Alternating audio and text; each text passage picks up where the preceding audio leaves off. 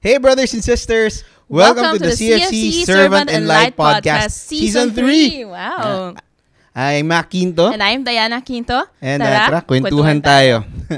So, ito na, kwentuhan ulit tayo. Taas ulit na energy, no? Oo. Siyempre, Season 3 na tayo Nasustain natin yung energy. Yeah, nag-birthday na nga tayo, diba? Oo nga, hindi natin na-acknowledge yun, hindi natin na-recognize. But this is actually 1 year ago, a year ago, or around this time, nag-start yung podcast. And biruin mo, naka 1 year na after. Happy birthday! Happy birthday! Pakilabas yung cake. Nag-assume.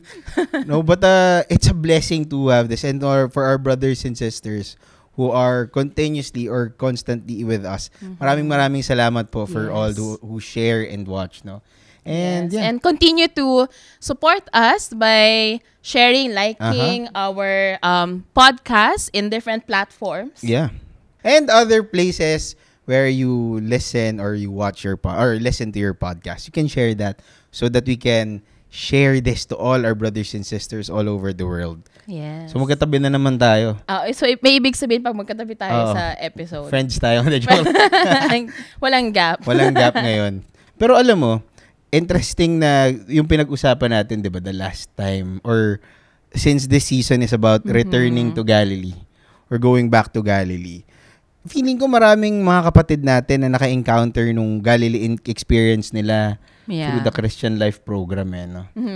Kasi when you say returning, diba talagang yun yung entry point natin. And usually CLP, yung minsan make or break natin in our CFC life. Diba, nalala mo ni CLP natin, parang 18 talks. 12 talks. Tapos parang kalahati nun wala ata ako. Oo, kasi you were on mission. I was on mission. But you were able to finish it. And it was, tas yung CLP, kasama mo magulang mo. Yes, may mga times na kailangan ko ng magulang na kasama. Supervision. May supervision sa pagsi-CLP. And I think it's also very fitting kasi right now, we're also preparing, di ba? Yes. Iba na na tayo. Different, ang tawag na, era.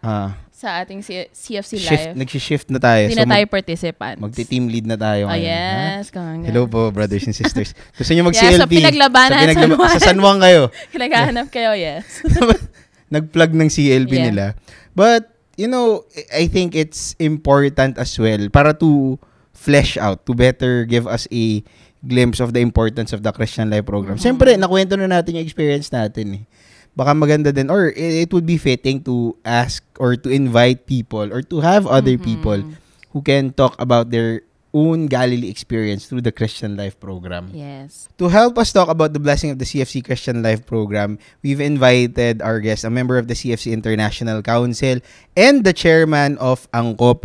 Let's welcome po si Brother Rudy and his wife, Sister Indet Gaspilio. Yeah, welcome. Hello, brothers and sisters. A blessed day to all of you. Batiin niyo muna. Baka may gusto kayong batiin. Baka may gusto kayong batiin. Shout out. Hello to the handmaids of the Lord, of course. Mga pala, no? Hello to you. Speaking of which, no, dahil na-mention ni Tita ang handmaids of the Lord, merong parang nung kasagsagan ng hold icon, merong isang may mga handmaids na umakyat dun sa office namin sa Pastoral Formation. Tapos sinabi nila talagang nanonood daw sila ng podcast. So, wow, maraming salamat. Hindi ko po maalala kung saang lugar, Australia or New Zealand ata, but hello po sa inyo. Thank you for watching. And I hope you're gonna watch this. Yeah, so kailan kayo nag-join ng CLP? Or ng CFC pala? Very strange yung aming pag-join sa Couples for Christ, no? Sa amin sa CLP. Actually, it was Indet who invited me to join the Christian Life program. And I think she'll be the right person how these things happen. Let's start with the introduction. No? Yeah. Well, I invited him to join the CLP because I'm employed in I was employed in a university at De La Salle. We have a small group there, and we do prayer meetings because one of our companion is a member of the Couples for Christ. So definitely, when I was soaking in the prayer meeting once every week, it occurred to me, why not when we get the invitation? So I echoed it to Rudy. And praise be to God, he said yes, but with some requests to God. What are those requests, Rudy? Actually, the invitation, the venue of the Christian Life program was in Malate, and we live in Las Piñas. At that time, it will take us around 2 hours at midnight, no? Every time the CLP will be completed, we have to go to travel 2 hours. And the road at that time is very bumpy, and then you remember the mini buses with open sides? Yeah. So, It was during the time that It's the Cavitex now. Cavitex, they started to develop the road. So it was really Okay. very dusty. So- And there was no big buses, baby buses lang. So just imagine how tall I am. So I have to, always use the bus to get home and to go to the university. and being loving to Indet. Yeah. My subtle answer at her request was, yes, we are going to join the Christian Life program only if God will grant us a car. Wow. Grant us a car. So at that time, I thought that won't happen. It was an impossible request because we are only earning 550 pesos a month. At that time, What year is this? That was 1986. 1986, So, yes. 1986, and there was no Christian Life program in Las Piñas. It was all the nearest one is in Malate. And then I slept. I know it won't happen within in my mind, but she was very persistent and I should say very engrossed of attending the Christian Life programs. What did you do? Oh, well, I loan in the credit union of De La Salle University since I was a member there. So I loaned for 18,000 because I said maybe we can buy a car for 18,000, and God of all miracles, so we were able to buy an 18,000 car, the Volkswagen. So, but then, Classic. You know that Volkswagen car, for you to have it started and running, somebody has to push for it to start. And because she doesn't know how to drive, she can't drive. Automatic na. It's automatic. She's the pusher, right? Sure. So we made it to the Christian Life program with the Volkswagen in town as our ride. we had encountered a lot of difficulties and challenges while attending the Christian Life program. Imagine coming from De La Salle University with high heels, with all the blazers and everything. Imagine looking at her pushing the car. I don't know how many high heels have you broken. So, but there we encountered a lot also of shoutings, from the jeepney drivers. Ito ng posporo, sunugin nyo na yan. But we persevered and we continued on attending. And completed.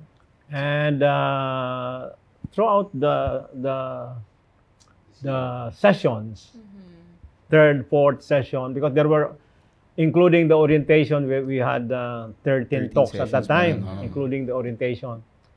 And our group discussion leader, facilitator, I think he's employed at Makati as a business executive with Mercedes-Benz, so always park at the parking area. He was so concerned at us because every time the CLP is finished, he's wondering why we were always at the last part, going out of the venue. And then because I don't want them to see Indet pushing the car. But then of course, they realized, and I noticed how cooperative and inspiring they were. All our discussion groups the group in the CLP, they started pushing the car. So we are the group who are always last to leave the venue because they have to push the car. So that time the life of Indet became a little easier because he has a lot of help already. Na magtulak ng kotse. Tulak ng kotse. Yeah. You know who invited me to the Christian Life program? Is my wife, Indet. At that time, she was still a Protestant. Ooh. So, she volunteered to be converted to a Catholic during talk number 9, receiving the power of the Holy Spirit. And we were remarried using our CLP groups as all the ninongs and the ninangs in the same church. So Sa Malate rin po. in Malate. Sa Malate. So, what a miracle. The Protestant inviting a Catholic to attend a Christian Life program. And literally pushed you, Tito. Yan yung literal na tinula kayong mag-CLB po. Pero, na-curious lang ako kasi si Tita Indet ay Indet yung kilala natin pangalan. Pero, for those who do not know, hindi yun ang legal name. Legal name ng Tita. Ang ano to, taon ni Tita Indet to actually. Etong year na. Year of Hope ngayon eh. So, Pilgrims of Indet. Pilgrims of Indet. Matanong ko lang po, if you don't mind me asking, saan ang galing yung, hindi ko pala nasabi, ang totoong pangalan po niya ay Pag-asa. Saan po nang galing yung Indet? You see, my parents, my mom is an Ilongga from Iloilo, and my father is from Antique. You know, the Inday, like that. So, some sort of endearment. So, para maiba naman sa Inday, Indet. But you will be surprised because my brother, older than I am, his name is Melvin and he is Imbot. So, Imbot, Indet. So, ako palaging may utang. Indet ako palagi.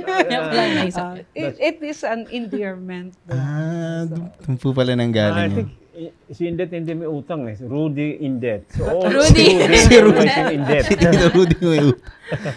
Very important. Very important yun, no?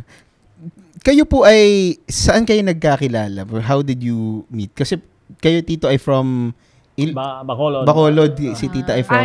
I grew up in Davao. So, Davaoeña ako. Taga Mindanao. So, we met in Luzon. So, we were both... Yeah, I was ahead of him. I was in UP Diliman doing my master's in environmental engineering. I think that was my second semester when they arrived, a batch of them. Many of them... engineering instructors coming to Manila, to Diliman, to study. During that time, the government was pushing for the instructors to have master's degree. So, he was there. So, unang kita ko kay Rudy. But you know, because I live in a dormitory. So, the building for engineering is... Melcher building. At the back is the dormitory for the graduate students. So, upon entry, yan yung male. Then you step on a small ladder. Then the next hall is for the ladies, graduate students. Ipil dorm. Ipil dorm. Oh yeah, that's very close to Yakal for the sophomore or junior students. And nung makita ko, talagang prom D si tita Paano, niya. tita? So, naka moss green na suot. Tapos, mahilig talaga sa checkered. Yung pulang-pula na green. Tapos, talagang Wrangler ang dating. Tapos, may bigoting ganyan, no? Sabi ko, naku, prom D ito. But at least you are admitting that you're the first to spotted me.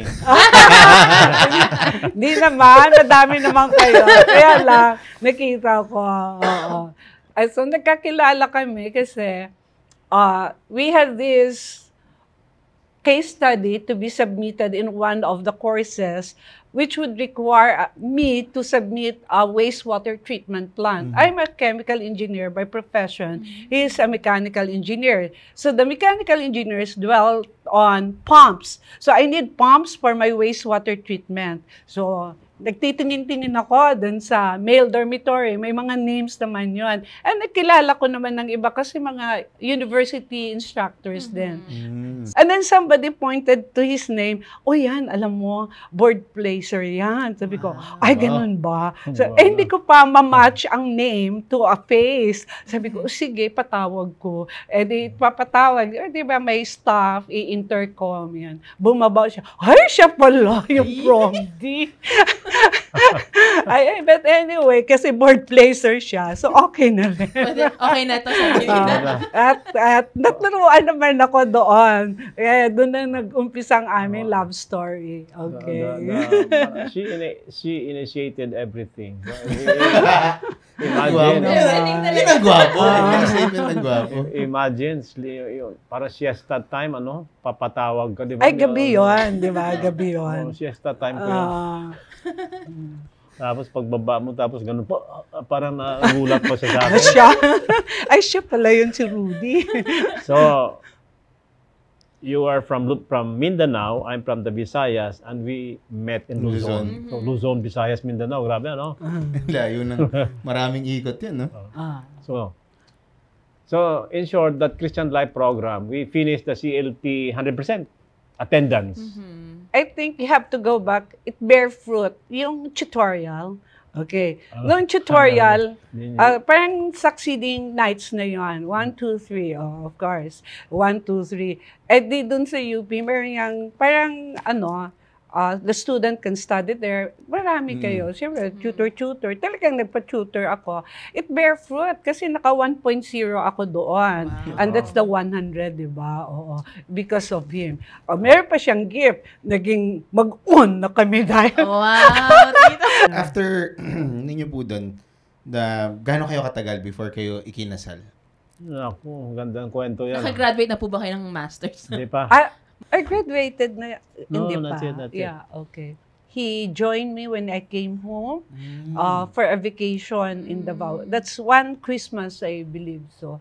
So he joined, so I introduced him to my parents. So my father was a sheriff. So he has gone. Pistol. May baril. So I think there was, at one point, sila lang dalawa in the living room. So I think they had a dialogue, the two of them. So I think it was, you intended that to happen, right? no, I did not, of course. I was sitting in a sofa, like similar to this one. And then her father drinking wine, crossing in front of me, back and forth, no? And then I was almost terrified by the view with a pistol here at the left side, and then with wine going back and forth. So I was really, I don't know how to describe that. Full But of fear? suddenly, her father said, "Rod, anong plano?" Very fast then. Very fast. From father to daughter, very fast. And then I just said, December 28. Wow, tito, ganun. Brothers, take inspiration. December 28. So, Grabe. grabe. Ready with the date, tito. December 28. Pero we did not have Parang plans. Din. Parang ISO, no? With a timeline. ISO. December 28. So, and then, nung kayo na lang usap ng parents mo? Yes. Oh, well, my father asked me, because I think he interviewed Rudy and he mentioned that there are 12 siblings in the family. And Rudy mentioned that they are very poor and that he's going to send all his brothers and sisters to school. So my father, because he's second to the eldest, so my father said to me, "Are you sure you can do that to marry Rudy and he's going to provide his family?" Because he said he's very poor. I said, it's okay with me. It's okay with me because I know myself. I can go to work. I can also provide. I can also help. So because he was very honest to me. Prior for him joining me in Mindanao, he asked me to join him to visit their place. So I saw how poor they were, and he was very truthful for that. Ako hindi natakot because I have my degree. I can work. I know I can provide. Amen. And help him as well. Oh, yes. Amen po. Na-mention nyo na it was in your prayer, nag-prayer talaga kayo na ito dapat yung mangyari, may kotse. But what made you decide na talagang, sige, itutuloy natin to, yung CLP, maliban sa dumating yung kotse? Were there even times na parang, wag na lang natin ituloy ito? Kasi si tita naman po ang nag-invite sa inyo eh. Parang on your own, initially, baka you were not really that convinced. Actually, I had a realization at that time. I asked a car from the Lord, and He granted it. And I promised Him to attend, so I have no reason not to continue. Because for me, the Lord fulfilled this promise. So, I didn't have that glimpse or a moment of stopping attending the Christian Life program. I was not actually specific of asking a brand new car. It was my fault. Right? Oo naman, Tito. That specific yun sa inyo dito. Sure. But anyway, I think the Volkswagen, I think 50% of the time lang naman niya tinutulak. Pero okay na yan. Acceptable na yan. Umaandar naman, once na natulak na siya, we were able to reach the house. Nakauwi naman po kayo. Nakaka. So, and also, on the part of the Christian Life program proper itself, I was able to learn a lot because although I had a lot of aunties who are advanced in their being sisters, no, Saint Rita congregations. In fact, one of my aunties was a mother general for their globally congregation, and the others, they are all sisters serving the Lord. But yet, I learned a lot in the Christian Life program, especially what I like the most in the Christian Life program, of course, are the teaching, the speakers. I think that time our team leader was Brother Jun Simon, no? Yeah.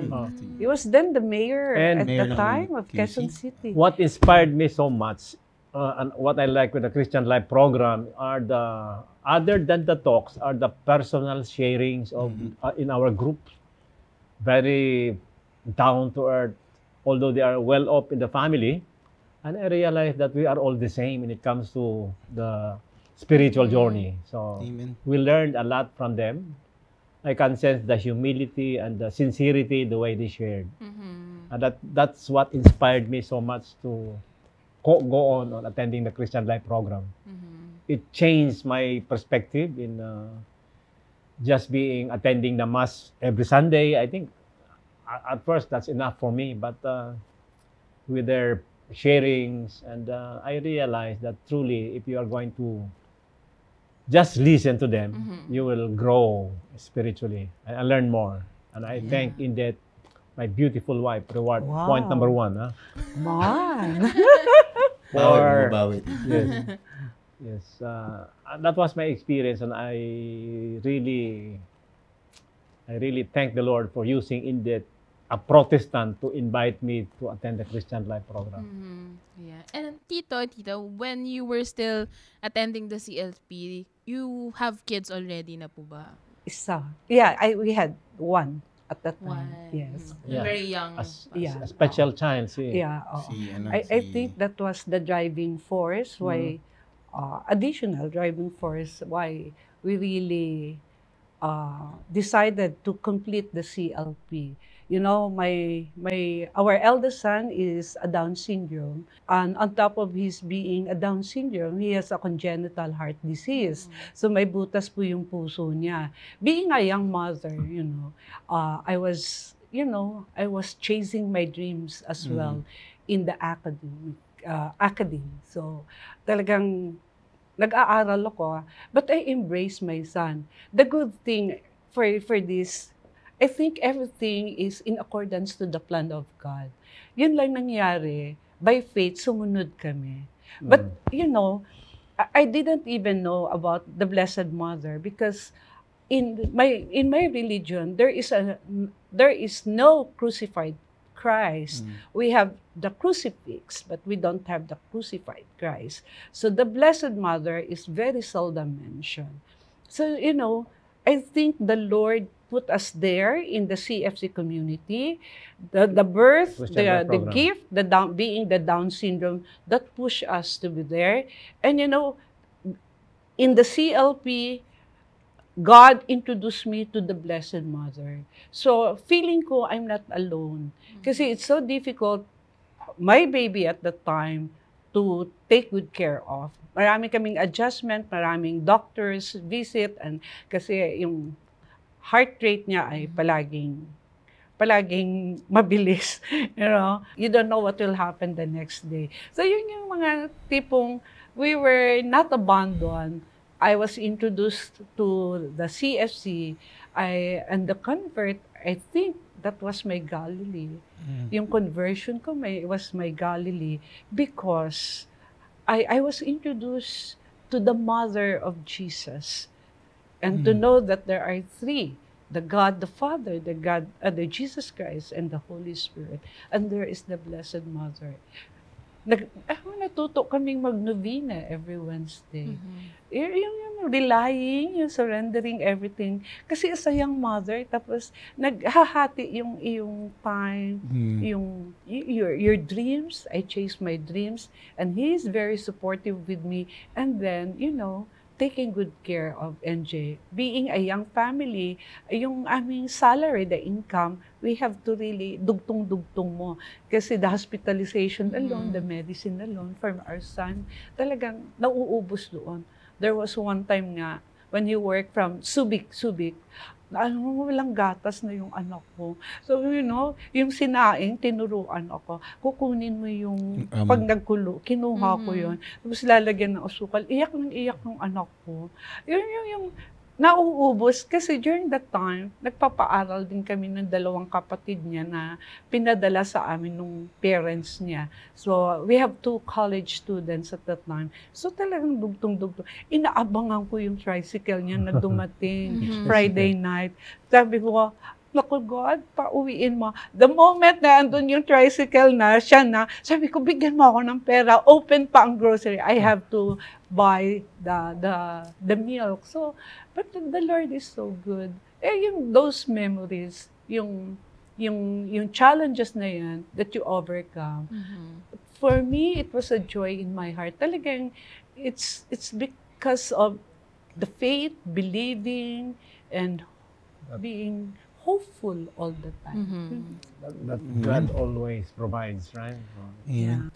Ganda nung, kasi parang there are a lot of people na, even in amongst our circles, if you remember, if you think about it, na parang ang nagiging mindset yung career muna, tapos saka na ako mag-active sa CFC. Pero, tas, marami nagiging argument na parang, yung mga nagli-leader sa CFC, mga well-off naman yun. Pero sila tito and tita, talagang makikita mo yung the struggle is real. And yung pinagsabay-sabay nila yung lahat ng may challenges, tapos may pagiging CFC, tapos even building a career. So it's not really impossible when you know all things considered. Hindi naman talaga siya imposible. Yeah. Tita, you mentioned na kayo ay you were mentioning, and Tito mentioned it also, na kayo ay convert. What led you to that? Or paano niyo sinabi rin sa magulang ninyo?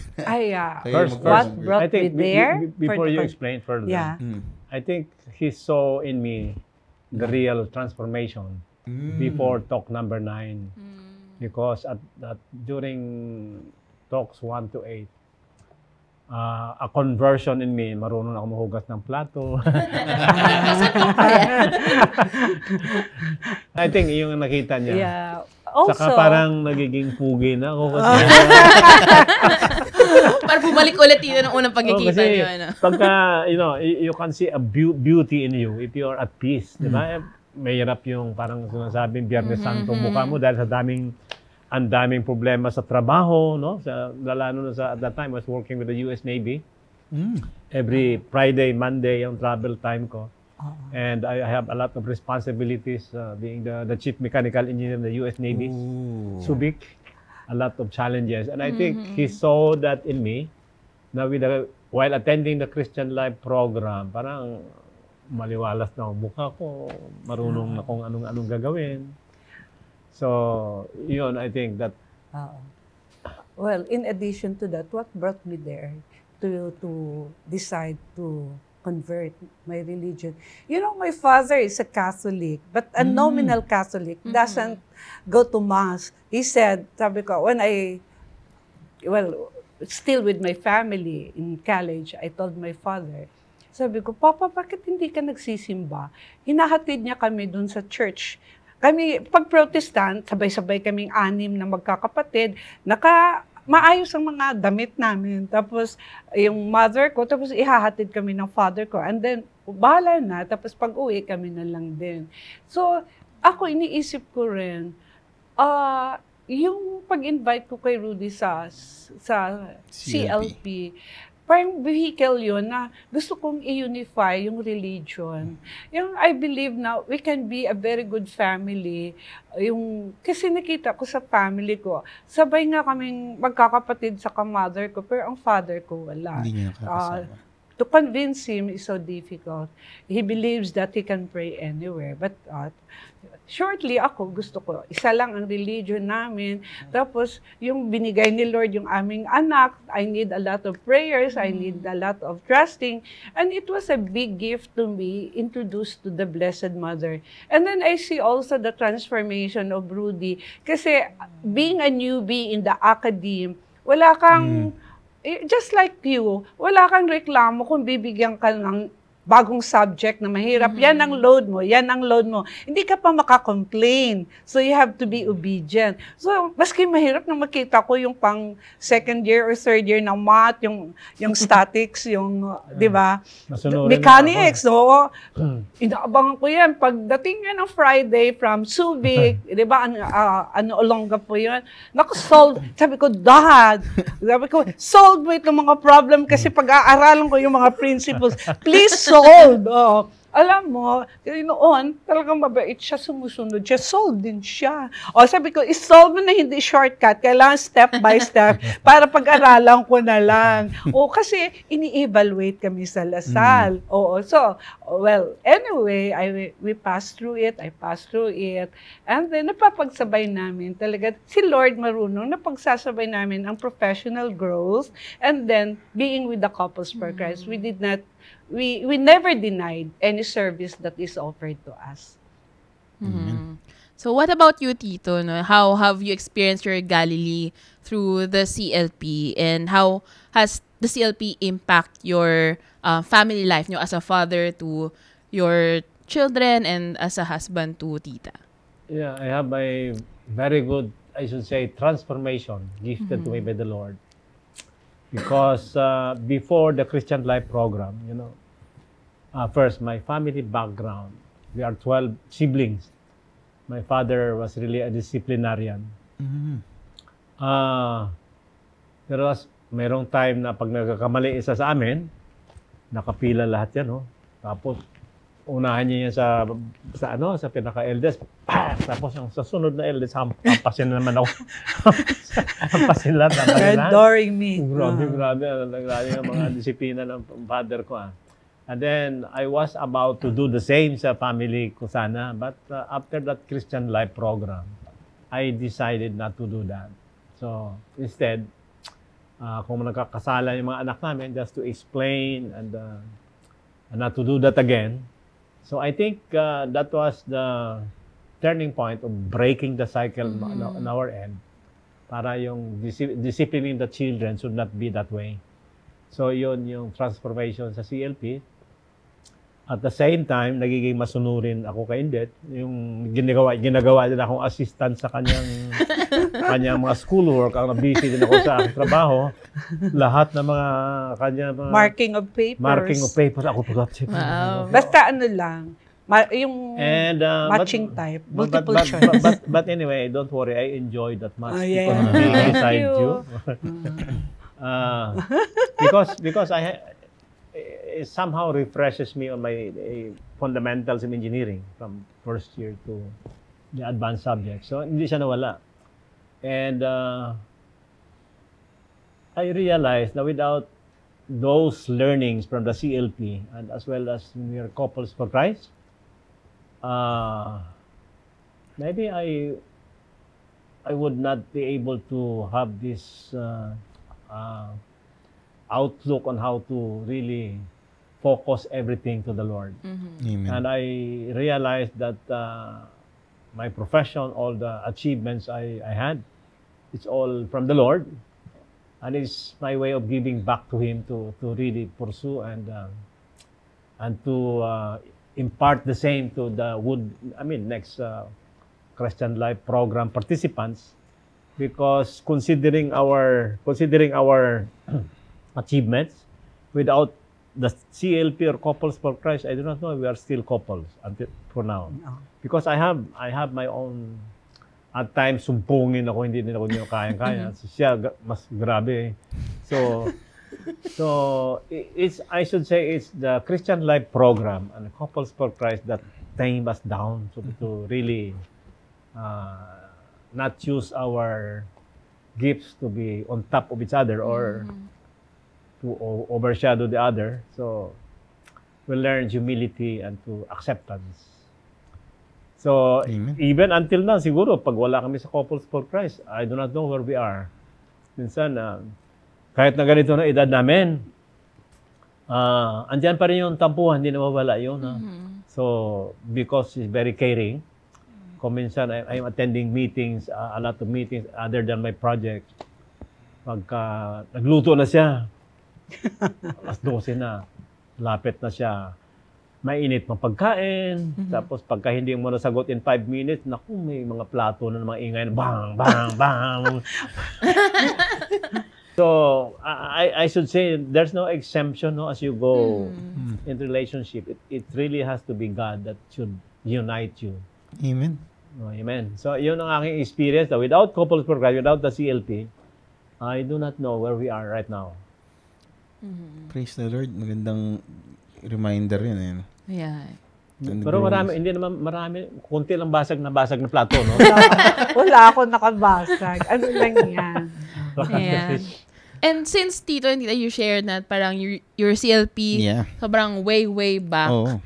Pero up to these days, we're still doing yung CLP, and right now we have revisions na and different version na. Versions. Do you think, Tito, how relevant pa ba yung CLP, especially to the young generation of married couples nowadays? For me, it's still very, very relevant, especially the face-to-face. It's very difficult in Couples for Christ, especially in the initial Christian Life program. The reason why we are so attracted to attend is because of the sharings. After the talks, we were able to develop a very good relationship with our group mates in the CLP. It's because of the personal face-to-face sharing. Without that, I don't think you can develop relationship. And even until now, I should say that in handling a household, without this, the pandemic period, you know, that we experienced that one, and the post-pandemic, the effect of holding households face-to-face is really, really much different than the online. Because I should say that to be in Couples for Christ, you first have to develop friendship and relationship. And the rest will be easy. How about you, Tita? Especially for nowadays, talagang women are very empowered to really pursue their career. So how do you think that's still relevant for women? I still consider it very relevant, especially the new version. It's shorter, and then it's something that is the in thing na hinahanap mo. There's a modern touch of, introducing God, the values formation, no? How to, things that we learn. And it's shorter, it's more focused, and it allows the participants to share their experiences. I think it will still be very effective to help, especially young couple. And even couples who are married 20 years, 25 years, still very relevant. Encompassing everything, everyone. Praise the Lord. Ay, ganda na yun. Maganda. Do you feel the pressure? Nung pa CLP? Oo eh.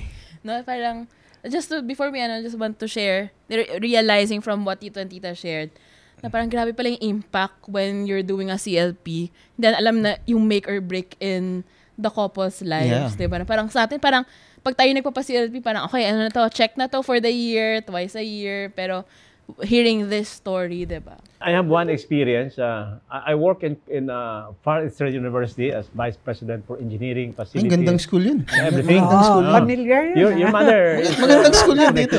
Yeah, napakagandang school yun. I worked there for 10 years. You know, on the 10th year, I was invited to work in Angkop. Mhm. And I had to tender my resignation to the owner, the Mantenola. And they were surprised why I have to resign with such a very nice package, no? Travel every year to the US, no? And then very lucrative salary. And when I tendered the first time my resignation, the president himself announced to the board, she said to the board, you know, board members, and including the owner, she said, this is my saddest day in the university. And then the chairman, a lady, said, why? And then she said, because Rudy is resigning. And then the chairman asked her, how many percent? She said, he's 99% sure he's resigning. And you know what the chairman instructed her? Negotiate on the 1%, by all means. And then the president negotiated, offered me a lot of things. So the first thing I asked is, increase the salary of all my department heads, increase, and then all the perks I asked, and they said, oh, yes. And what I said, one more thing.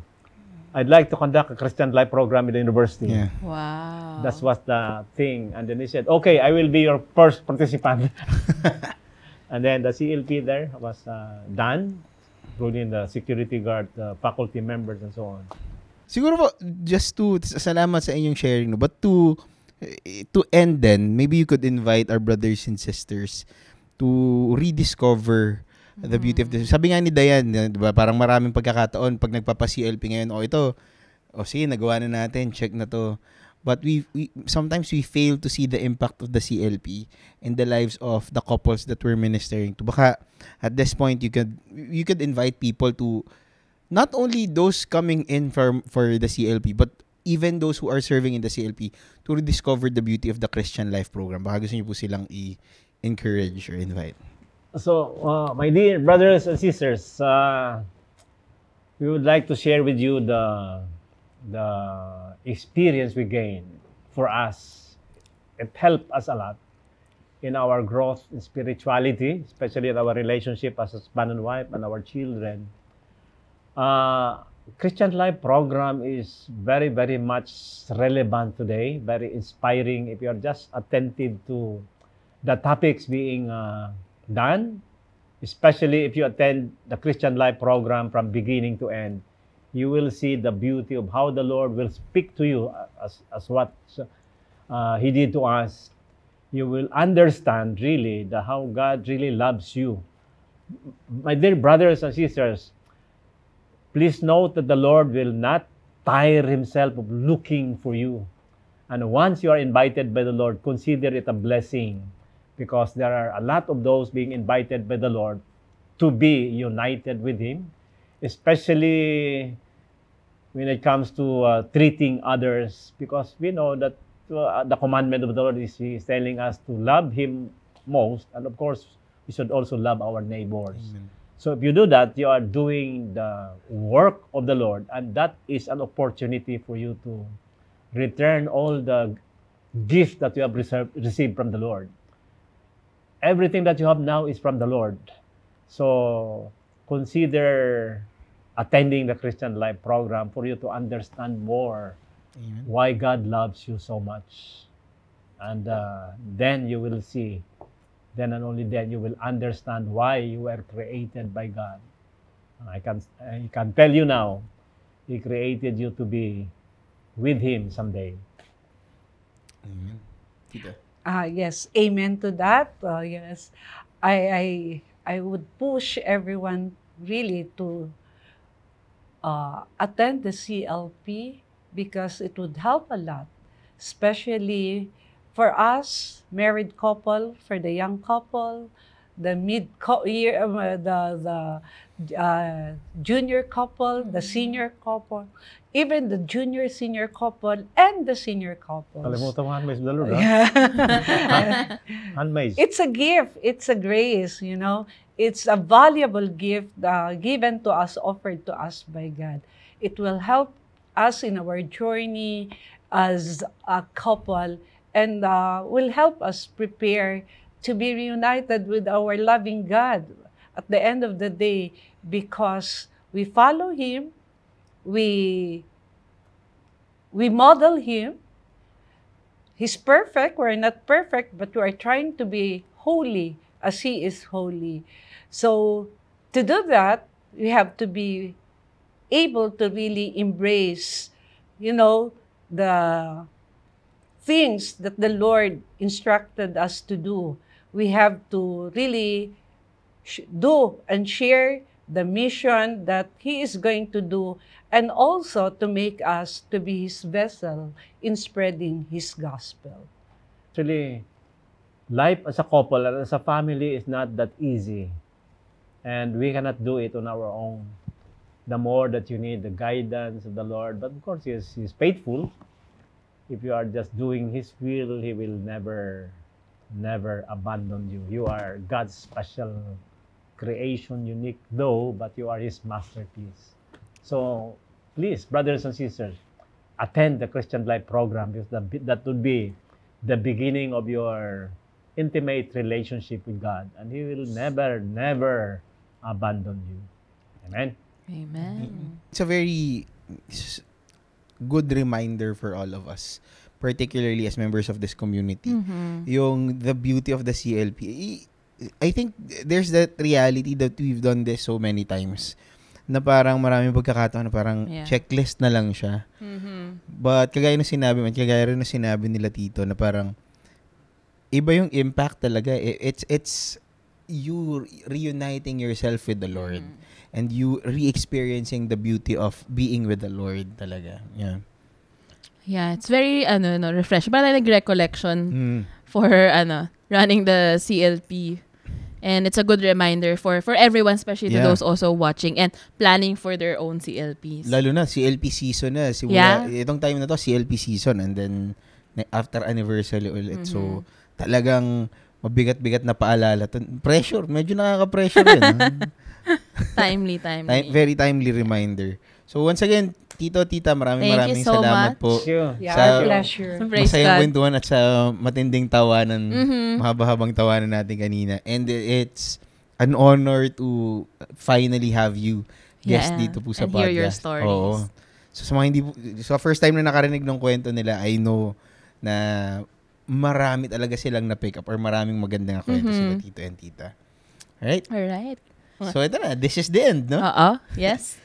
Maraming salamat po ulit for joining us and for being part of this podcast. Again, you can share this to our brothers and sisters, even the past episodes. Yes. Pwede pa nilang balikan ito. You can visit YouTube, Spotify, Apple Music. Apple Podcast. Apple Podcast ata. At saka YouTube and Facebook. And Facebook, of course. Kasi nandun yung marami tayong mga kapatid na nanonood doon. Yeah. So, maraming salamat po for joining us. Once again, I'm Mac Quinto. And I'm Diana Quinto. This is the CFC Servant in Light Podcast. Tara, kwentuhan tayo.